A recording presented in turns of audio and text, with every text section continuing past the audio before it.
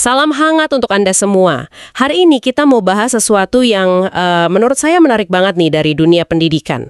Ada dokumen pedoman penyelarasan visi misi sama tujuan atau VMT dari sebuah SD di Cianjur, SD Negeri Ciparai.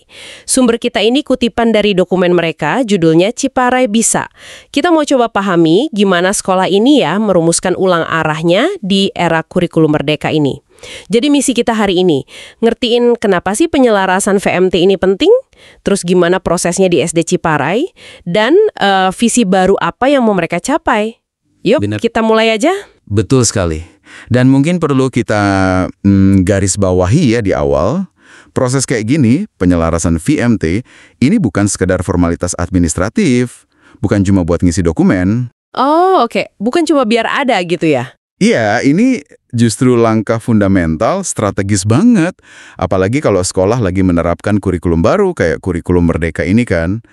Visi yang bagus itu ya harusnya jadi kompas. Menginspirasi, kasih motivasi, arahnya jelas. Mau bentuk lulusan kayak gimana sih? Nah, itu fondasinya. Oke, jadi bukan sekedar ganti slogan ya, tapi lebih ke perubahan mendasar gitu ya cara pandangnya. Nah, terus kenapa penyelarasan ini jadi penting banget maksudnya? Apa sih target besarnya kalau visi, misi, tujuan itu harus sinkron? Apalagi buat SD Ciparai ini di konteks kurikulum merdeka. Nah, penyelarasan ini jadi krusial karena tujuannya spesifik banget. Gampangnya memastikan visi sekolah itu nyambung secara eksplisit gitu ya, dukung dua pilar utama kurikulum merdeka. Yang pertama, itu pembentukan dimensi profil lulusan. Yang kedua, penerapan prinsip pembelajaran mendalam. Oke. Profil lulusan sama pembelajaran mendalam. Betul. Dokumen Ciparai ini jelas banget nunjukin kaitan VMT baru mereka ke dua konsep inti itu. Kalau nggak selaras ya, VMT tadi cuma jadi pajangan dinding aja, nggak ngaruh ke praktek belajar ngajar sehari-hari. Dimensi profil lulusan dan pembelajaran mendalam. Ini kayaknya istilah kunci banget ya di kurikulum merdeka. Boleh dielaborasi sedikit nggak, Mas? Apa aja sih intinya menurut dokumen SD Ciparai ini? Boleh. Jadi dokumen itu ngejabarin ada 8 dimensi profil lulusan. Ini bukan cuma daftar nilai baik gitu ya, tapi lebih ke kompetensi utuh yang mau dibentuk. Garis besarnya nih ya, ada. Pertama, keimanan dan akhlak mulia. Ini dasar banget soal spiritual dan karakter. Oke, dasar ya. Kedua, kewargaan. Jadi warga negara yang baik, cinta tanah air, hargai perbedaan, aktif, gitu. Ketiga, penalaran kritis. Nah ini, kemampuan mikir logis, analisis, problem solving, termasuk literasi sama numerasi. Penting banget di zaman sekarang. Iya, bener banget. Keempat, kreativitas. Ini nggak cuma seni ya, tapi bisa hasilin ide baru, solusi inovatif. Kelima, kolaborasi. Bisa kerjasama, peduli, berbagi peran. Ya kan, buat kerja nanti penting. Kerja tim ya? Betul. Keenam, kemandirian, tanggung jawab sama belajarnya sendiri, punya inisiatif. Ketujuh, kesehatan. Nah ini, jaga seimbang fisik sama mental. Well-being lah istilahnya. Makin kesini makin penting nih. Setuju. Kesehatan mental juga ya? Iya. Terakhir, kedelapan, komunikasi. Bisa nyampein gagasan dengan efektif. Lisan, tulisan, atau cara lain. Wah, 8 dimensi. Luas banget ya cakupannya. Dari spiritual sampai skill praktis kayak komunikasi, kolaborasi. Ini kayaknya jawaban buat tantangan ABA 21 gitu ya? Bisa dibilang begitu. Terus kalau pembelajaran mendalam tadi gimana? Apa artinya itu di konteks SD Ciparai? Nah, kalau pembelajaran mendalam ini, fokusnya lebih ke gimana proses belajarnya. Ada 3 pilar nih yang ditekankan di dokumen mereka. Pertama, berkesadaran, mindful. Maksudnya, belajar tuh fokus, konsentrasi. Siswanya bisa ngatur diri, motivasinya dari dalam, bukan karena disuruh aja gitu. Oke, jadi lebih dari sekedar menghafal ya? Betul. Kedua, bermakna. Nah, ini penting banget. Belajarnya harus relevan, nyambung sama kehidupan nyata siswa, sama konteks lokal mereka. Contoh di dokumen itu bagus. Belajar ekosistem, ya langsung aja ke kebun sekolah. Jangan cuma dari buku, biar ilmunya hidup. Oh, kontekstual gitu ya? Keren. Iya. Ketiga, menggembirakan, joyful. Suasana belajarnya positif, asyik, menantang tapi seru. Ada koneksi emosionalnya. Prosesnya juga holistik, jadi nggak cuma mikir, tapi juga olah rasa, hati, sama raga. Seimbanglah kan kesiapan siswa hadapi digitalisasi. Oh ya, ada disinggung juga ya? Ada. Ini kayak sinyal kalau sekolah sadar pentingnya skill digital buat siswa. Walau detailnya nggak dibahas di sini. Mungkin ini nyambungnya ke dimensi komunikasi atau kreativitas tadi ya. Oke. Jadi kerangkanya jelas ya. Bentuk lulusan dengan 8 dimensi tadi, lewat proses belajar yang mindful, bermakna, menggembirakan, plus sadar digital. Nah, sebelum ke VMT baru, dokumen ini kan juga bahas VMT lama mereka. Apa sih visi lama SD Ciparai dan yang lebih penting, hasil evaluasinya gimana? Kenapa kok perlu diubah? Visi lama mereka itu menurut dokumennya, bunyinya, terwujudnya peserta didik yang berilmu dan santun. Bisa. Ternyata, akronim BISA ini udah dipakai dari dulu, tapi mananya beda. Berilmu dan santun, kedengarannya kan positif ya. Apa yang dinilai kurang pas atau ada yang kurang gitu dari visi lama ini menurut analisis mereka? Analisis di dokumen itu nunjukin beberapa poin. Pertama, visi berilmu dan santun itu dianggap terlalu umum. Ya baik sih, tapi belum spesifik ngegambarin lulusan sesuai 8 dimensi tadi. Berilmu itu konkretnya gimana? Santun sebatas apa? Gitu kan? Iya juga ya. Kurang terukur mungkin. Bisa jadi. Kedua, visi lama ini belum secara eksplisit ngarah ke prinsip pembelajaran mendalam tadi. Fokusnya lebih ke hasil, sifat, santun, bukan ke proses belajar yang transformatif itu. Ketiga, ya akibatnya, visi ini belum jelas mencakup ke-8 dimensi profil lulusan yang jadi target kurikulum merdeka. Jadi ada semacam, gap gitu antara visi lama sama tuntutan baru. Oke, jadi masalahnya bukan visi lama itu jelek, tapi lebih ke kurang presisi dan kurang nyambung sama kerangka baru ya. Terus gimana dengan misi sama tujuannya? Sama juga, ada celah. Iya, analisisnya konsisten sampai ke bawah. Untuk misi lama, evaluasinya nemuin beberapa area yang perlu dikuatin. Misalnya aspek iman dan takwa dirasa kurang kentara. Terus nilai karakter lain kayak jujur, disiplin, tanggung jawab perlu lebih ditonjolin. Oh gitu. Lalu dimensi penting kayak kreativitas sama penalaran kritis itu hampir nggak kesentuh di misi lama. Begitu juga kesehatan holistik, fisik dan mental, sama kolaborasi. Wah, banyak elemen dari 8 dimensi tadi yang belum kelihatan jelas di misi operasionalnya. Wah, lumayan signifikan ya gapnya. Fokusnya mungkin lebih ke akademik sama sopan santun yang standar gitu ya. Terus kalau tujuan lama, gimana? Apa temuannya di situ? Mirip juga. Analisis ketujuan lama nemuin kalau targetnya belum spesifik, ngacu ke nilai-nilai karakter yang mau dibentuk tadi. Kaitan sama sikap cinta tanah air, hargai keberagaman, itu juga perlu diperjelas. Aspek kemandirian belajar siswa sama tanggung jawab mereka juga belum jadi fokus utama. Terakhir, arah tujuannya belum menyentuh kemampuan komunikasi yang lebih luas, termasuk mungkin komunikasi digital yang sekarang kan penting banget. Oke, gambaran evaluasinya cukup jelas nih. Emang ada kebutuhan nyata buat ngerombak VMT biar lebih relevan, komprehensif, dan itu tadi selaras sama arah pendidikan nasional sekarang.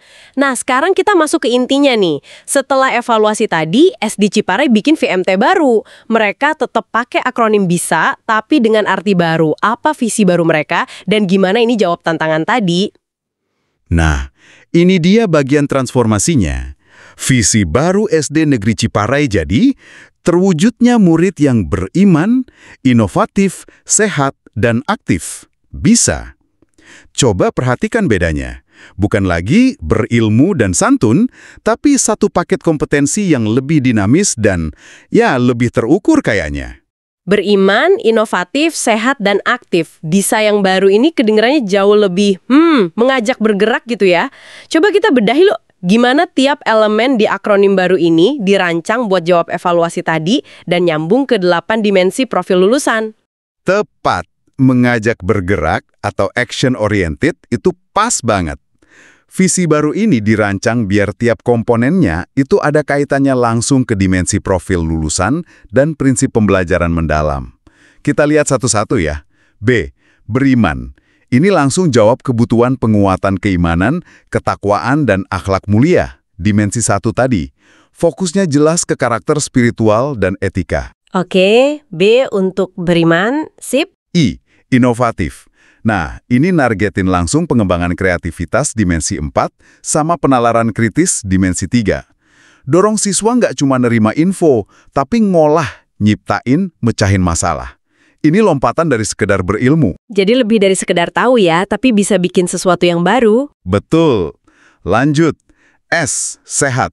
Ini cakupannya kesehatan jasmani dan mental, dimensi 7, tapi lebih luas lagi.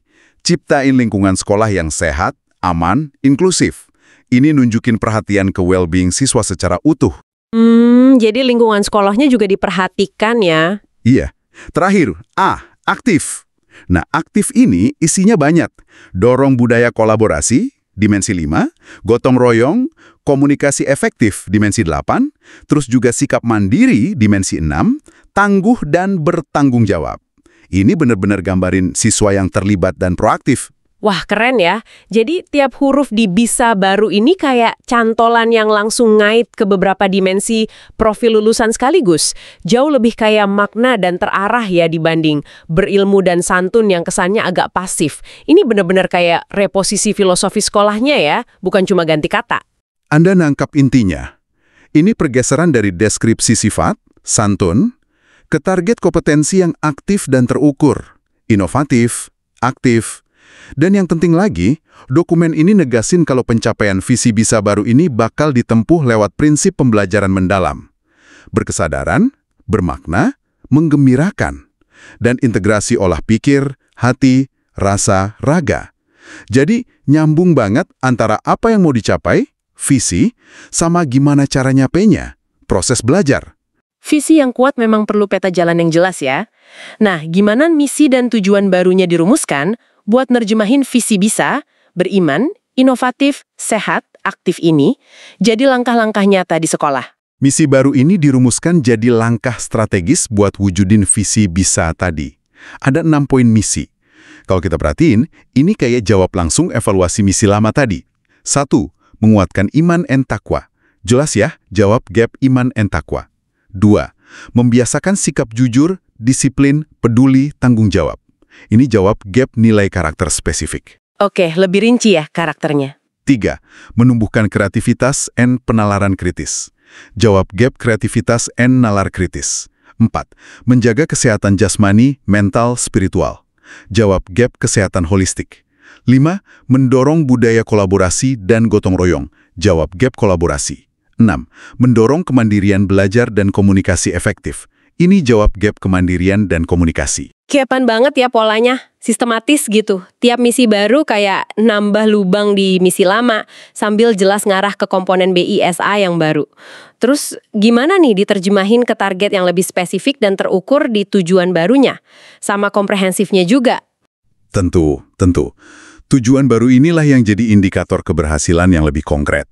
Ada 8 poin tujuan, yang lagi-lagi, wah, selaras banget sama visi BSA baru dan 8 dimensi profil lulusan.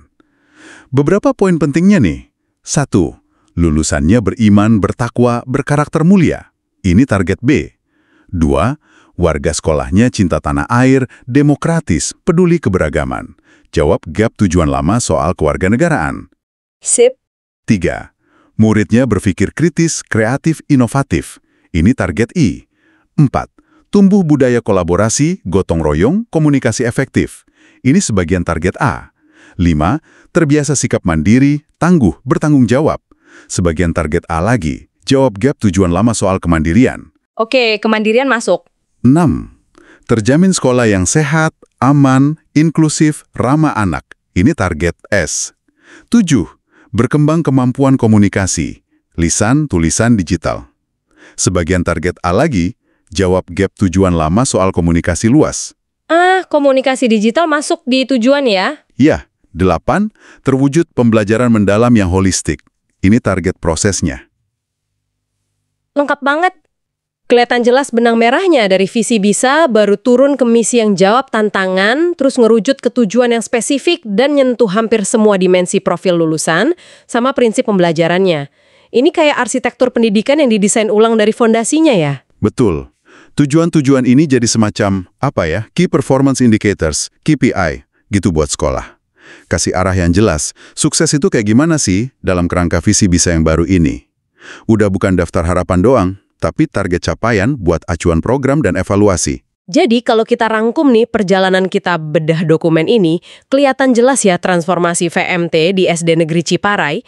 Mereka gerak dari visi berilmu dan santun yang ya lebih umum ke visi baru bisa beriman, inovatif, sehat, aktif, yang spesifik banget, kaya makna, terstruktur, dan yang paling penting dirancang sadar biar selaras sama tuntutan kurikulum merdeka, 8 dimensi profil lulusan, plus prinsip pembelajaran mendalam. Dan ini lebih dari sekedar ganti istilah loh ya. Kayak yang tersirat di dokumennya, penyelarasan VMT dengan fokus bisa baru ini adalah sebuah komitmen. Komitmen dari SD Negeri Ciparai buat bikin ekosistem belajar yang nggak cuma ngejar nilai, tapi benar-benar fokus ngebentuk lulusan yang utuh, adaptif, siap hadapi zaman. Dokumen ini jadi kayak kontrak sosial internal mereka gitu. Sebuah upaya yang patut diapresiasi ya keseriusannya dalam merencanakan. Tentu saja.